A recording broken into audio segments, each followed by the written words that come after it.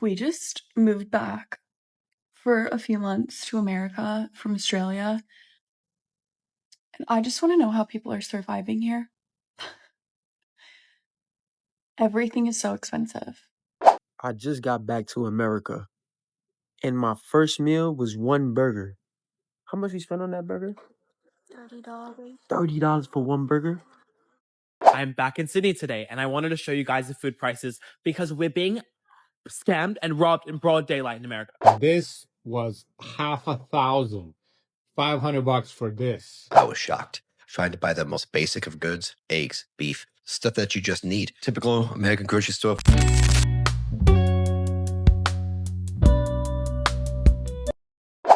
At what point do you stop trying to survive and start looking for the nearest exit? Because that's exactly where a lot of Americans are headed right now. Let's talk about why so many people are thinking about leaving the country. Check this out. We just moved back for a few months to America from Australia, and I just want to know how people are surviving here. Everything is so expensive. I paid $3 for a single red onion today. A red onion. A single red onion. Was it big? Yeah, it was big. But a single red onion is $3 here? Why? How? I don't get it. And I've come to the realization that $100,000 here is nothing in comparison to the $100,000 if someone was to make it Australia. Like, $100,000 in Australia goes so much farther. And then you bring in the rental costs. How do y'all do it? Just returned from Europe to the United States, went grocery shopping. You'll never guess how much I just paid at the grocery store for all this. This makes me sick. How expensive this is. Unbelievable. Just give you a hint. This little bit of cheese was $10.55. For what the fuck is this? Like what, an inch and a half of cheese? Let's see how much this is gonna cost me here back in the United States versus Europe. All right, well, let's go home and unpack this. And the interesting fact I told you about this whole grocery list, no protein. There's no actual meat or fish. I mean, tuna doesn't really count. There's no meat. And this was $500 for this. Okay? We got buckwheat, pasta, pickles, cod liver, flour, all this shit, little processed bullshit here. $500, bro. $500. This is not even meat. I got meat, another $300 worth of meat here that I just recently bought. I buy steaks. You know what I mean? I filled up the freezer. What in the actual Jesus Lord is going on? I mean, seriously, you could buy a used car, a beater up car for what I just paid for these groceries. So to make matters worse, we just came to Costco and spent $850 on those two cards. Take $100 off for a heater and razor blades, and you got $750 worth of food there. That I don't know what even is that. I just got back to America, and my first meal was one burger. How much we spent on that burger? $30. $30 for one burger? Yeah. Yeah. Oh my God. Okay, so I keep getting people who are asking comments about me being back in the United States. So I wanted to clarify. Yes, I am back in the United States. And before one of y'all spin doctors coming here, and this ain't got nothing to do with me failing from not being able to live in Southeast Asia. If you follow me on my other page, you know that I've said before largely that we were trying to decide when we were going to come back to the United States because we had stuff that needed to be handled in our house. Some of you know that we had long-term renters. One of our renters left. The other one, we didn't know whether or not she was going to extend her lease. But either way, she was going to be leaving, and we would have to make a decision of whether or not we were going to come home, list our house, find out what needed to be done for the house based on the other tenants being there, what might need to be repaired, and then put our house on the market if we had to, and then head back abroad. In the process of doing all that, several things happened. We kind of got to the point where we were tired of hopping. And some of you know that we went to Thailand first, visited Laos, went to Vietnam, and then ended up back in Vietnam to stay in Da Nang for 3 months. We also visited Malaysia while we were there. And once we got to Malaysia, we were like, listen, we need a break. We're going to go back to the United States. We're going to go a little bit early, try to figure out what happened to our house with the other renter that was there because she had just left. And in the process of being in Malaysia, several things happened. First, my daughter's grandfather passed. So my two oldest daughters, their grandfather passed away. Then one of my cousins passed. Some sickness was happening with my aunt, who was kind of like my mother, and my uncle, which meant that they needed more help from us. And then 2 additional deaths happened. my other cousin passed, and my father-in-law died. All of this happened within the span of about 3 weeks. And so we were navigating all of the deaths that have happened, in addition to trying to help my aunt prepare for some things that are important for her to make sure her and her family are set up, in addition to personal things that are happening within the confines of my family. All of that happened since we've been back to the United States. So we are currently in Oklahoma City with the majority of my family. We still have plans to go to Houston and travel to Houston to see the rest of our family, my husband's family, and then travel back to Oklahoma City to manage a few more things before we have to travel back home to California and finalize what's next steps for our home before we try to go back abroad. And I want to be clear, as soon as my husband got back abroad, because he is highly sought after in his career, several people have already hit him up like, yo, you want a job? What that means is that we've had some pivots that are happening. It does not mean that we are on a permanent hiatus from us traveling abroad. We plan to go back. When that happens is largely dependent on what is happening here in the United States, because we definitely did not expect all of this to be going on in such a short time. It's been a lot, but I will share this with you. I don't know that when we go back abroad that we will be going back to Southeast Asia. I do believe that when we do, we'll be going someplace else. Southeast Asia seems like it's going to be a further out step for us, just based on what is currently happening in Thailand with all the visas and changes and things of that sort. And some of you know one of the reasons why we left is because of what happened with the visa changes. And ultimately, that's where I thought we were going to end up permanently.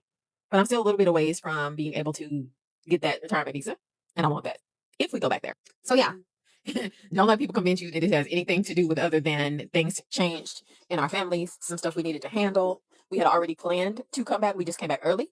And I'm glad we did, because it meant that we were on this side of the world when all hell broke loose within our family. And that I'm really grateful for that. So that's what's up. That's an update for everybody who's wondering, because people are like, what? You back in the United? Yes, I am back in the United States for the time being. And I'll update you when we decide to go back abroad. In the meantime, we're still going to be traveling and doing what we do, going on all our foodie journeys, doing what I do in terms of pleasure and research. And yeah, that's what's good. So I left the US over a year ago to live abroad. And here are some uncomfortable truths that I've learned along the way that I want to share with you that you could apply to your everyday. Number one, there's a good chance that you probably need to rewire your nervous system. How do I know? Because I had to rewire mine. And being in places that aren't strangled by capitalism helps me recognize just how much I am the oddball out. I'm talking about I'm hustling, walking down the street on a random Tuesday afternoon. Where I'm going, I don't know. I am just in fight or flight at all times. I'm enjoying a lunch. As soon as I'm done eating, I'm looking for the waiter. Where am I going? I don't know. I'm just in a rush for no reason. Everybody around me is taking their time, and I can't figure out why until it hit me. I have been programmed to have a sense of urgency no matter what I'm doing, no matter where I go. And so my advice to you would be to be intentional about taking your time. Even something as simple as walking down a street. Pause. Where are you going? Why are you rushing? Slow down. Number two, your comfort zone is your biggest hater. Example, I almost didn't take the leap to live abroad because I thought, oh, I'm going to be homeless. What if I don't find a place to stay? What if I don't know the language? Your comfort zone does not want you to change things up. It's comfortable. It's like, no. What are you doing? Stay here. This is nice. This is safe. This is cozy. Don't go anywhere. Don't do anything else. Just stay right here. If you break through this, maybe you might grow. No. Sounds like a hater. Another example, I almost didn't leave the house today because I didn't want to be uncomfortable speaking Spanish because I'm still learning the language. And it's not even like I don't enjoy speaking Spanish. It's my comfort zone. Like, what if you say the wrong thing? And what if you get in the Uber and then the Uber has the wrong directions and then it's your comfort zone. So my advice to you is that thing that you have been avoiding because it's a little uncomfortable, do it anyway. You have to do something different to become someone different and have a different outcome. So that weight you want to lose, but you're not going to the gym and you eating Chick-fil-A every day for lunch. That phone that you own right now, but you won't hit record on, but you want to get brand deals and create an online business. I'm just saying. Your comfort zone is a hater. Do something different. Number three, and this is my last thing. You won't take a leap because you're leaning on yourself and not God. And what I've learned is those big leaps often lead to your biggest breakthroughs. And if you lean on your own understanding and not God's promises for your life, you will often fall prey to your own doubt, worry, and what if, and worse, the enemy's attacks. So although yes, faith without works is dead, works without faith will lead you to a dead end. Take the leap, but check with God first. No matter what your circumstances are, what leap you're facing, what your plans are for your future or your goals, you got to have a healthy nervous system a healthy relationship with discomfort, and an even healthier relationship with God. I was shocked. Trying to buy the most basic of goods, eggs, beef, stuff that you just need. Typical American grocery store for the first time, and really in 3 full years. Well, I lived overseas. You guys know I've been back and forth for about 10, but I've been gone completely for 3. I was pretty shocked for the prices. This was setting up to be home for a while, so I did my usual basic weekly shopping. Look, I'm not trying to go into this whole thing, but the way I understood it and the way some of the promises were is that prices were going to come down, and for the sake of promises being given to the voter, the common person, and it seems like the exact opposite keeps happening. Let's talk about it, guys.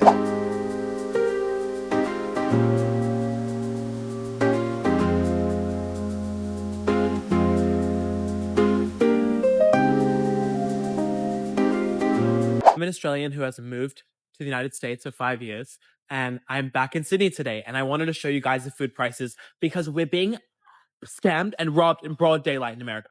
Oat milk, $5.50 Australian, $3 almond milk. With the conversion, that's $3 American. And what is that? $1.50 something American. We are paying $6 American for this, maybe $7. We are now in the egg section, $3.75. That is $2 American for cage-free eggs. Biscuits and cookies, $1.20 Australian. That's what 75 cents American. A loaf of bread is $2.90 Australian. That is $1.50 American. We are being scammed in the United States. Let's not get started on the dairy.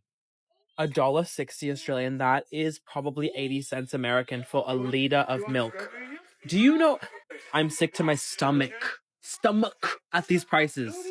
We need to leave.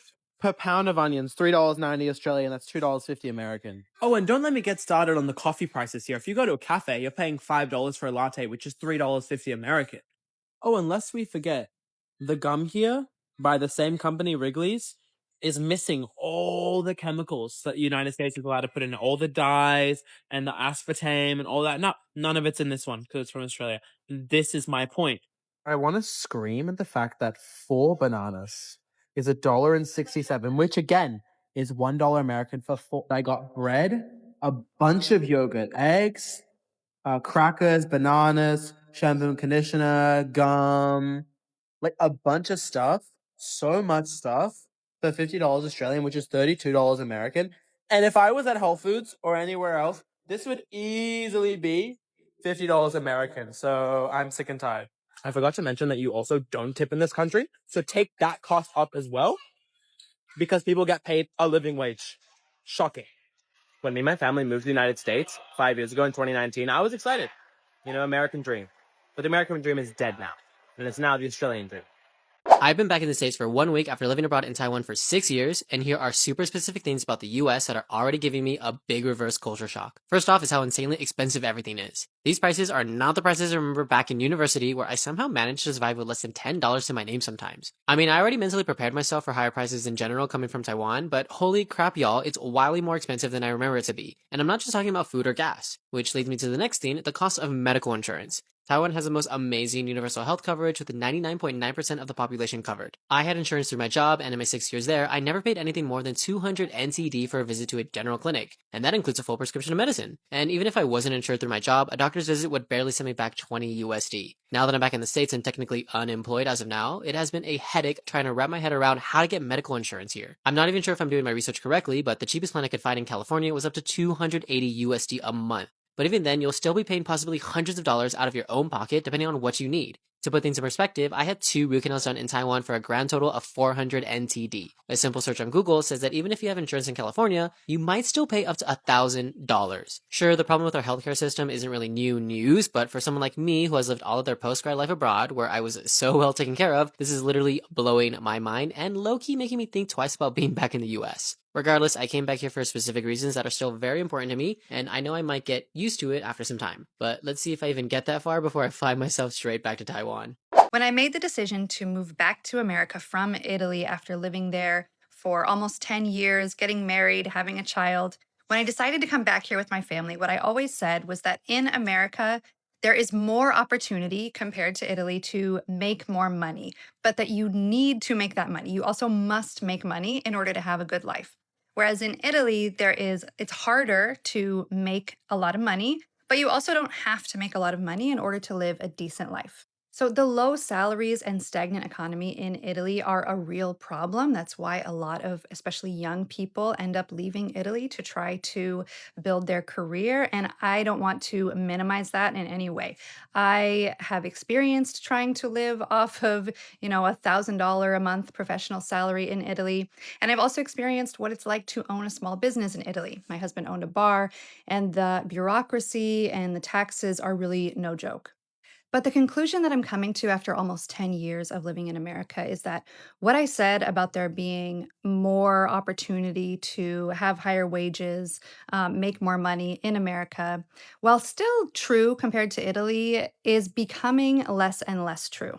For more and more people in more and more places in America, it's becoming more and more of a moonshot to make the amount of money that you need to buy a house, pay for healthcare, just like the basics of a comfortable life. So it's no longer, oh, if you don't work hard, then you won't get ahead. It's if you don't get super lucky and have massive success, then you won't even be able to access the basics. And you're not going to be able to help your kids in their life either. Now, I truly hope that this changes in America, that things start to get better. And I know that that's possible. There are plenty of people in America who understand this and who are fighting to make things better for the average person. So I don't want this to come off as, I don't know, kind of doomerism or just totally shitting on America. I love a lot of things about this country, and I really hope that that aspect of it gets better. But the most important realization that I've come to after spending an extended period of time in both Italy and in America is that it's not as simple as saying, yes, it costs a lot to live in big cities in America, but you can make more money, so it's fine.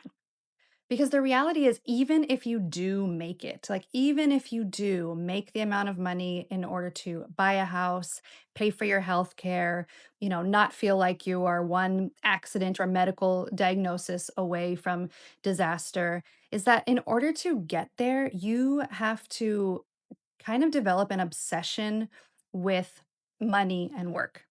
So I think that a lot of the loneliness and isolation that so many people describe feeling these days in America, and that I myself often feel, I think has a lot to do with our economic reality and the kind of obsession that we understandably develop with making money, getting ahead, and working. Because if we don't, then we're going to be screwed. There's just so little left in our lives that is not commodified, that is not monetized. And our relationships end up reflecting that. They end up feeling commodified and monetized as well. And I want to be honest and clear that rising inequality, rising cost of living, economic stress, these things are problems in other countries, right? That's not unique to America. Especially in Europe, these things are also big problems there. But I do feel like living in America right now feels like being at the epicenter of that problem. It feels like the rate of acceleration of our decline in living standards, of the increasing cost of living, has been and is currently accelerating very fast. And it does feel like living in Italy, in Europe, in other countries, at least from my experience, there is still more of life that is not focused solely on making money. It is less commodified, and you still have the ability to make community and have like share with your neighbors and feel a part of a community in a way that like not everybody is just fully taken over by an obsession with money and wealth. So it's for me, it's not just as simple as like dollars and cents. Where can I make more money? Where can I have a bigger house? Where can I have more stuff? For me, it is about even if I were to make it, even if I were to have all of the money that I need and have access to all the things, do I want to continue living this way? And a lot of days, the answer for me here in America is no. Whether you stay or go, one thing is clear: People are not asking the questions they were asking a few years ago. Thanks for hanging out with me. I'll see you in the next one. Make sure you hit the like, share, subscribe button, and turn on your notification bell. Happy every day.